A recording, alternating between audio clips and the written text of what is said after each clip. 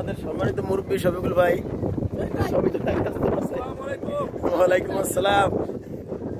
সবাই মোটামুটি তার কাছে ব্যস্ত আছে। আসসালামু আলাইকুম। আমরা এখন আসছি সাগরের কোলকেশা সেই সোনার চরের পাশেই কলাগাছিয়া চরে।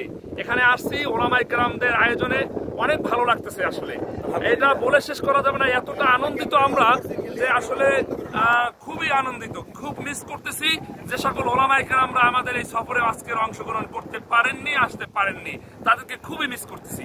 অসংখ্য ধন্যবাদ। ইনশাআল্লাহ তারা সামনে চেষ্টা করবে। ইনশাআল্লাহ।